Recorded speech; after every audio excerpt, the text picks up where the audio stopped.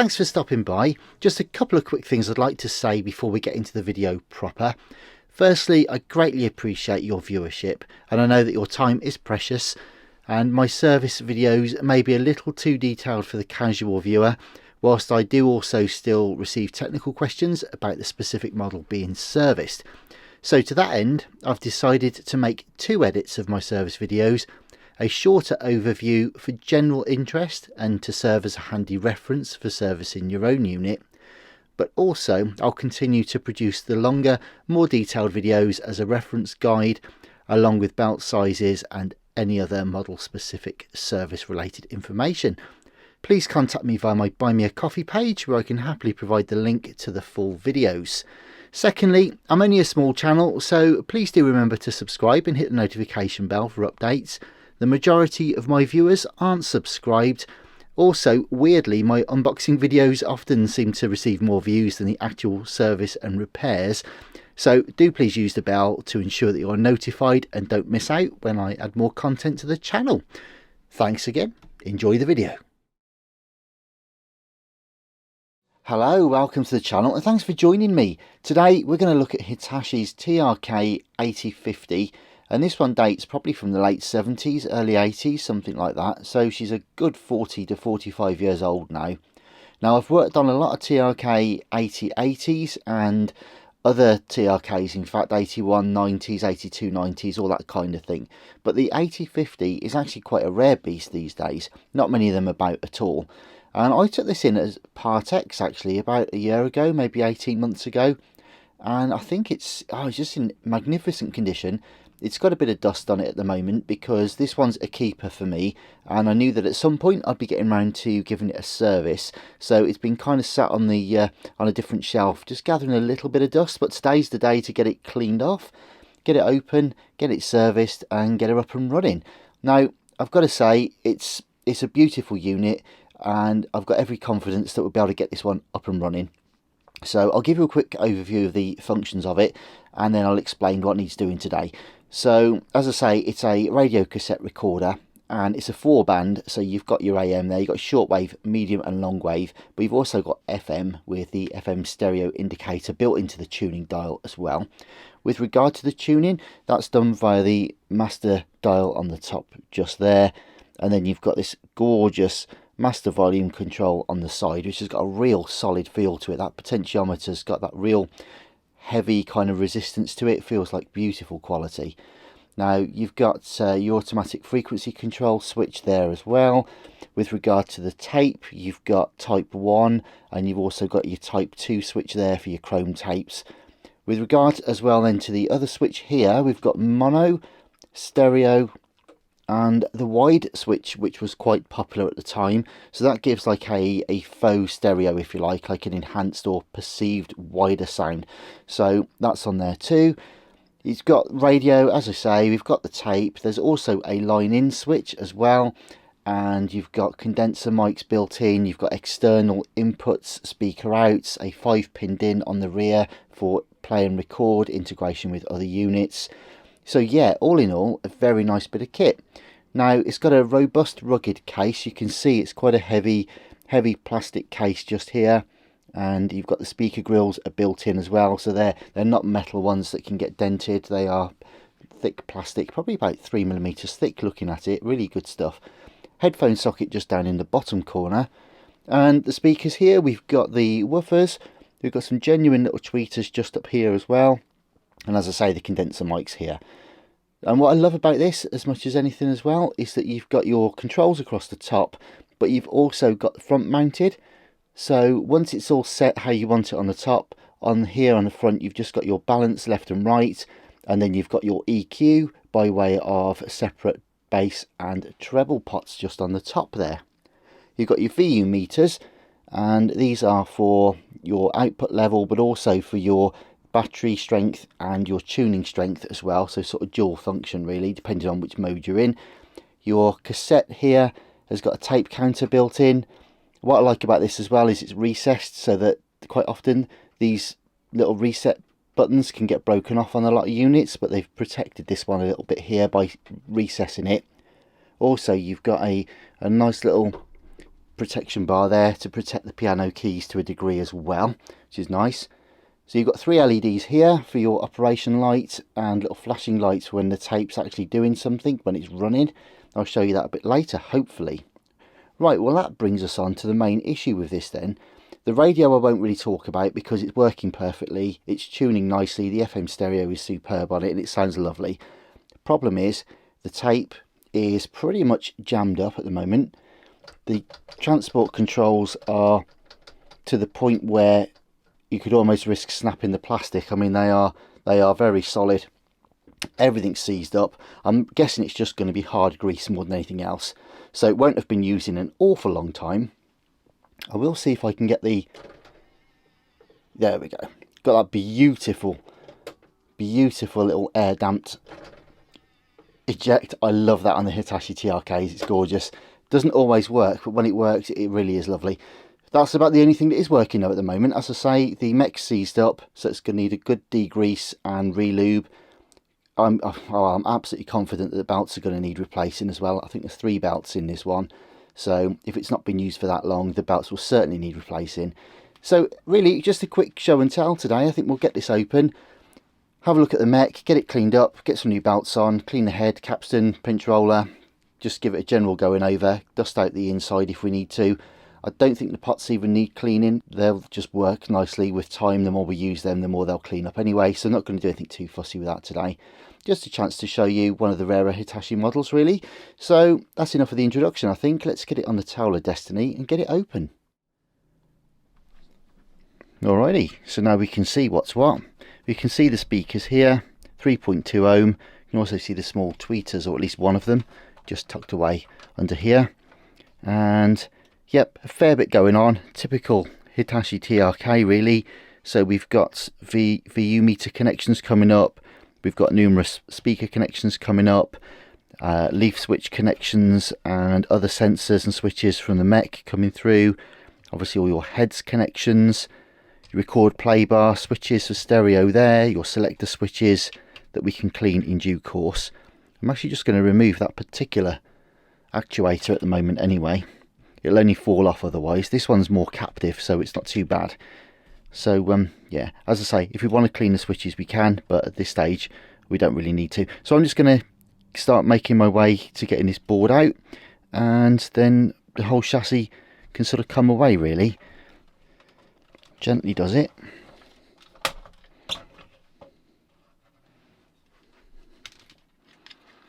And there we go. If I just pan out a little bit, there we go. Right, so you can see that what we've left behind is basically the chassis, as it were. Now I can see the eject mech grease here looks like treacle, so you can see how sort of brown and discoloured that is. So yeah, you can see why we need to get in here and remove this. It's gone like tar, which is why everything's kind of seized up. But you can see the speakers here, you can see the back of the VU meters and the general condition. It's pretty much spotless in here, to be honest. That really is lovely. Just a bit of dust as you'd expect, but nothing much more than that. So I'm just going to put that to one side. And here we've got the chassis itself. So as before, basically got the radio board that you can see here, all the various switches, the amplifier and what have you. But the bit we haven't seen yet, if we're very gentle, got to be careful with that rod antenna that's in there. But there you go.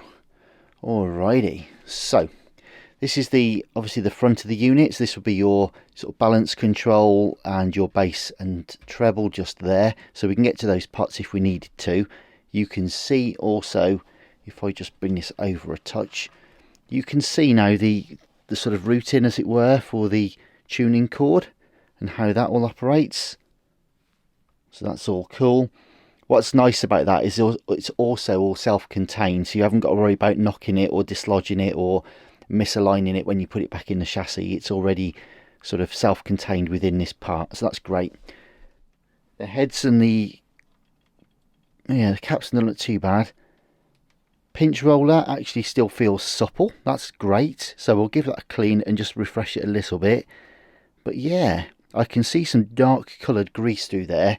So same old story, I would imagine. The whole thing is just, I think I'll soak it in some alcohol first once we get it away and take a look at it. Right, well, what I'm going to do now then is get this mech away. And there it is. I'm just seeing if I can pull. Oh, maybe. Come on. Come on. And there's the belt, literally, ugh, look. So, I'm just trying to salvage what I can before this becomes too much of a mess. I'm going to take this cover plate off so we can get to it properly, because also, of course, the main drive belt's broken and wrapped around the motor spindle, which in turn feels like it could do with a bit of an oil. Yeah, alright, so let's get cleaned up, shall we? Been very lucky.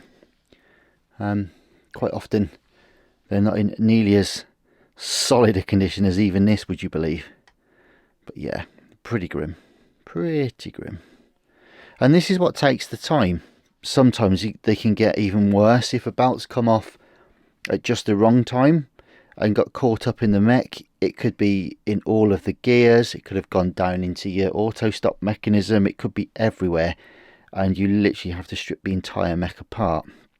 And there are unscrupulous sellers out there that will basically say, oh, radio works, tape doesn't, knowing full well there's probably a day's work trying to get the residue off the pulleys, if nothing else. And you can see straight away, look, this is the state the belt's getting, but it's the only real way to do it. So what this will allow me to do anyway is get the residue off, polish up this flywheel a bit. Don't forget you've got your main drive belt on the flat part, if it'll focus, and then the auto stop belt runs off the top pulley just there. Also, I can clean the capstan properly and also oil it a bit as well, so that when we put it back in, it'll run beautifully. And yeah, so anyway, listen, I'm going to go and do that and clean up the other pulleys. I've got the motor to do. We're going to put a drop of oil on the motor, and yeah, we'll get this counter belt off as well. I mean, look, you can see how long it's been since this cassette has moved. I mean, the state of that, look. So plenty to do. So I'll spare you that, and I'll see you at the other side of some sort of wipe. Also cleaned the motor spindle, put some oil on there, and then re-cleaned it just to make sure there's no spilt oil or anything over the belt surface. I've cleaned the flywheel, you can see, so there's the main belt running surface, and then the auto stop pulley has also been cleaned out as well, as has the capstan, so that's ready to go back in a little while. Also got the old grease off of the top as well, but we'll sort that out later. Right, okay, so next issue then is what's actually stopping the mech working in the first place. Oh wow, yeah, got to get this old grease out, give it a good clean, re-lube it. That's going to take me a little while, so I'm going to go and do that. And as I say, next time you see me then, we'll be, well, hopefully, hopefully these buttons will work. At the moment, they're literally seized, and it feels like they're mechanically seized at the moment. So I'm hoping that's not the case. So wish me luck. I'll see you shortly. I've left these soaking for a while in some alcohol, so I thought I'd share with you the first, fingers crossed anyway, the first press of the buttons. So we knew the eject one worked because that was about the only one that did. But here we go. Yes. Good. Alright, well there's play. Doesn't lock in yet though. Oh, hang on. What about the rest of these? Okay, pause. Crikey, these are still jammed. They really are still jammed. Ah, there we go. Right. Okay. That one's fast forward. I just checked on the outer case. Right. Okay. Fast forward. Rewind, please. Work. Come on. Not yet. Okay. So that's record. That one's play, but won't lock in yet. Fast forward's locked in, but won't quite return yet. Rewind won't quite work either. So I'm just going to keep soaking this.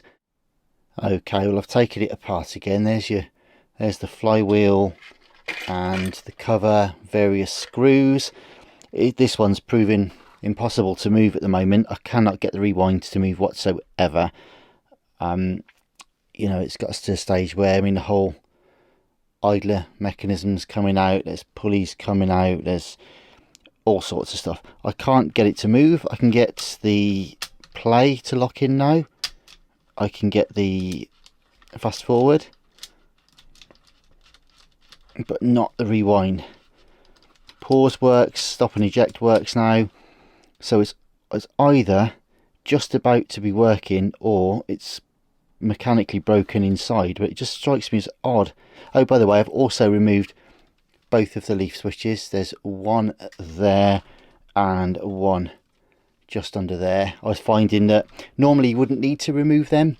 This is why I didn't do it in the earlier stages, because you can normally work, and as you could see, if it was just a belt change, piece of cake, no problem. But once you start having to keep moving everything and putting pressure on it, you're going to end up pulling these wires off the switches and stuff. So it's easier just to disassemble those. So this is going to be my last there we go. I was about to say my last ditch attempt, just to prove that this isn't staged in any way, shape or form. You probably felt that go then as I did that. There you go. So you can see, hang on, let me just zoom in. As I press that rewind button just there, yeah, look at that grease. Yeah, that's where it was trapped. It was trapped all under there, and it's really hard, so that all needs dissolving out. And fantastic news. Now I'm really chuffed about that, because yeah, it's been a bit of a pain, as I say, and yes, there are, you know, loads of knobs and screws and switches and pulleys and idlers and everything and flywheels and what have you everywhere. It's a right old mess, but good news is nothing's broken, and it's just a case of giving it all a clean. Yeah, then we should be in a stage where we can finally start putting it back together again. There you go. Good. So play, stop, rewind, fast forward, record. Yeah, perfect. Good. Right, so what I'm going to do now, heads, capstan, pinch roller are clean. I will do the capstan again when we put it back together in a minute. And obviously we've got to refit the leaf switches and stuff. So next job is to get the belts on. So we'll remove this yet again. It's always worth reassembling, of course, in between each stage, just to make sure everything's working, you haven't missed anything. Incidentally, the idler mechanism is back in, the spring's back in there, and you can see probably that the flywheel is turning beautifully now. That's been oiled. Good. Right.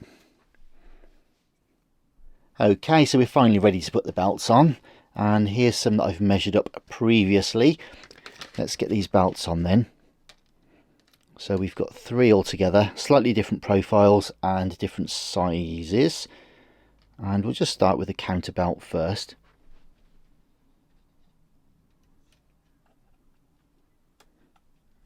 There we go. Of course, all the pulleys have already been cleaned, so we know they work perfectly well. And we've got the main drive belt.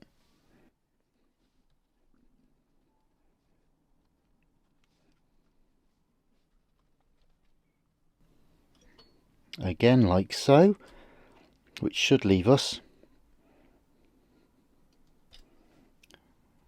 our intermediate belt just here. Perfect. Good. Right, there's our 3 belts on, all running nicely. Yep, everything's linked really well. So what I'll do now is get the backing plate, which I've freshly re-greased. So we'll get that on and screw that back up. Then the next stage is to re-clean any excess oil off the capstan on the other side, refit the oil washer on the capstan, get both these leaf switches screwed back on, remount the mech into the chassis, and then we'll also test the tape speed and stuff like that as well, just make sure that's all okay. Get the whole thing back together, give it a decent clean. Oof, and after all that, I'll see you on the other side of a fade to black. I'll see you in a minute. So here it is then, the TRK-8050 from Hitachi. It was always in really nice condition, but it's still got a strip down and a deep clean and polish, so now it looks absolutely gorgeous, like new really. Not a single bit of pitting on the chrome handles, or even indeed any crazing or cracking or aging on the door for the cassette. So many TRKs have turned green and faded by now, so this one looks particularly good. Really pleased with that. The mechanism itself was an absolute pain, I've got to be honest. I saved you most of my heartache today, but it did require an awful lot of work, not just getting the old belt residue out, but also stripping out most of the parts in there, disassembling the mech a fair bit, getting the idler out and the auto stop mechanism, and trying to lube everything up and free it up as best as I could. I thought I had it, and then the take-up wasn't working properly, so I had to strip it back out again. Put it all back together to find that the trebles were a little bit on the low side in balance, so I adjusted the head, and that sorted that. And then just when I put it all back together and thought I was finally finished, I noticed that one of the channels had then started to drop out, and I managed to trace that back to a loose capacitor on the main board.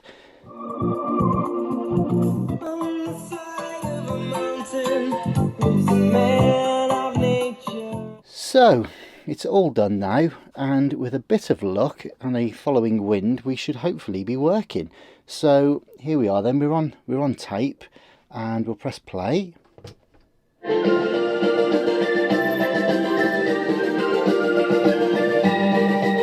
Nice, and rewind.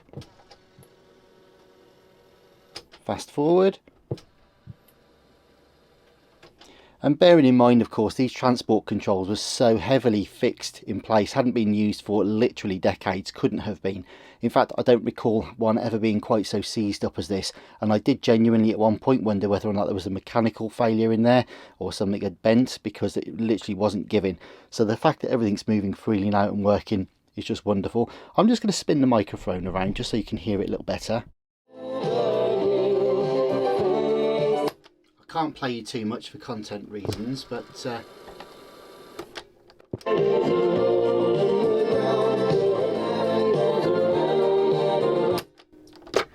and that beautiful soft eject mechanism, absolutely love it.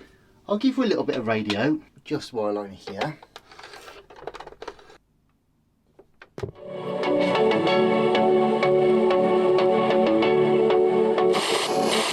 Day. Now, without further ado,